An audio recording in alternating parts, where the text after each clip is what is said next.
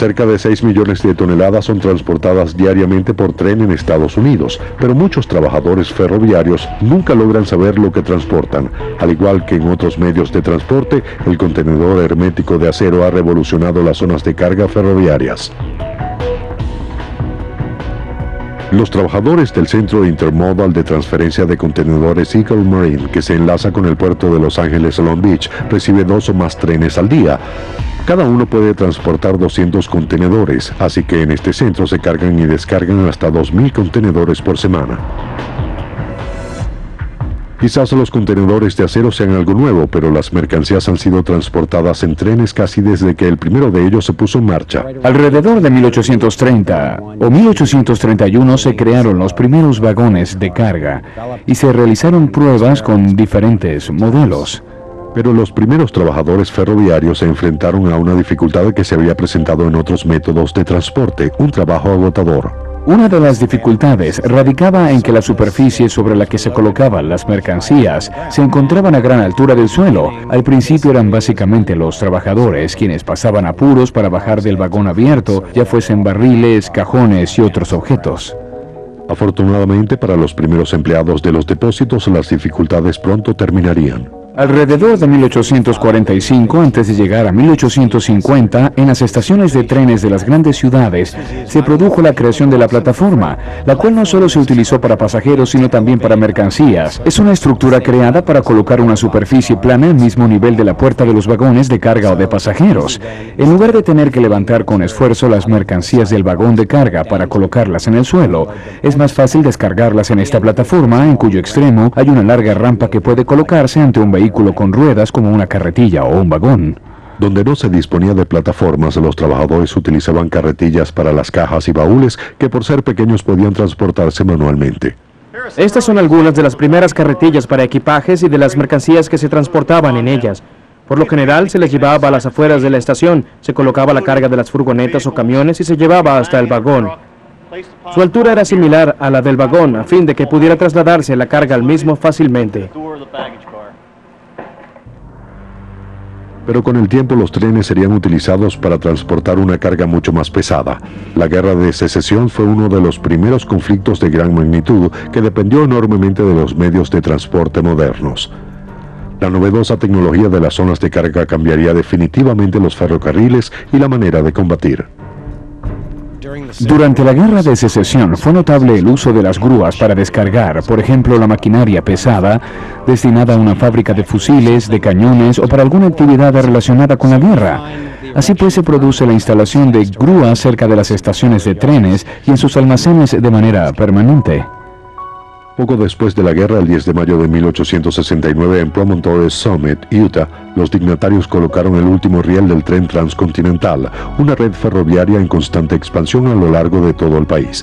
La rapidez y eficiencia de los trenes generó un efecto notable en la minería. Los dueños de las minas de todo el país comenzaron a explotar numerosos yacimientos de minerales y de carbón considerados inaccesibles hasta entonces.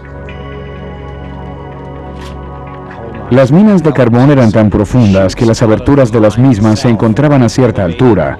Se trataba de un tren pequeño en el que se sacaba de la mina el combustible en pequeñas carboneras. Luego la mercancía se vaciaba en los vagones de carga de las tolvas desde arriba. Los industriales idearon métodos para descargar los vagones con mercancías secas con mayor rapidez. En esta filmación de fines del siglo XIX aparecen obreros introduciendo un vagón con carbón en un enorme tambor giratorio, el cual da vueltas al vagón para vaciarlo. Pero finalmente los diseñadores de vagones prefirieron las fuerzas de la física en lugar de la compleja maquinaria. Este es un vagón de acero convencional con una tolva abierta. Principalmente transportaba carbón, pero también transportaba mineral de hierro. También podía adaptarse para transportar astillas de madera y arena. Este vagón se abría colocando una barra de Jackson en estos agujeros.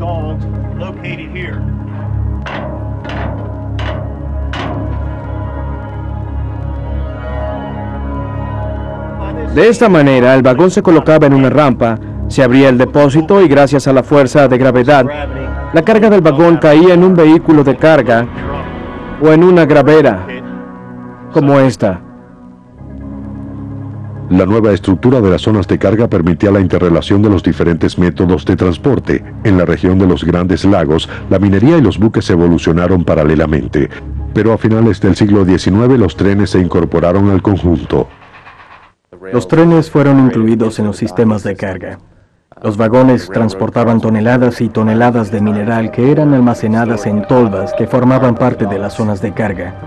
Los buques llegaban, se colocaban muy cerca de las zonas de carga y se bajaban rampas especiales adaptadas a las dimensiones de las escotillas de los barcos. De esta manera la carga de cientos de toneladas de mineral que años atrás demoraba algunas semanas se realizaba en unas pocas horas.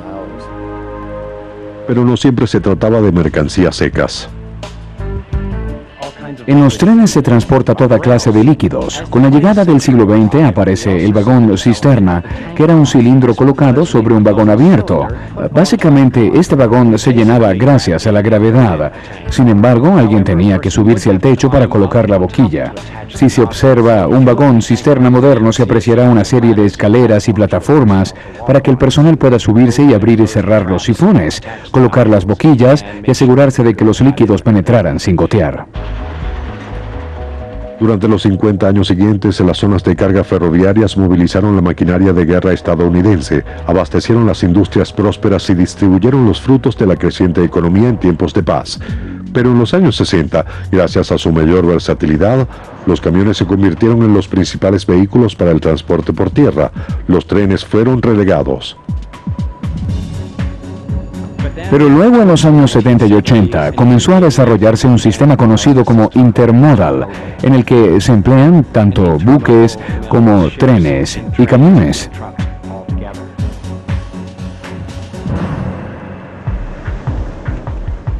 El sistema intermodal permitió que los trenes continuaran siendo parte del transporte terrestre. Hoy en día existen vagones de trenes especiales para diferentes usos. El carbón constituye alrededor del 50% del total de mercancías transportadas por tren, así que ambas industrias trabajan muy estrechamente. Llenados mediante correas transportadoras, estos enormes silos son en realidad depósitos de carbón. Al llegar el tren, toneladas de carbón se arrojan rápidamente en los vagones vacíos. Por las vías se desplazan vagones abiertos, vagones múltiples, transportadores especiales de acero en espiral, de autos y por supuesto vagones con contenedores, cada uno con especificaciones de carga y descarga diferentes. Con aproximadamente 40% de las mercancías transportadas por tren en Estados Unidos, los depósitos ferroviarios continúan siendo las zonas de carga más concurridas del país.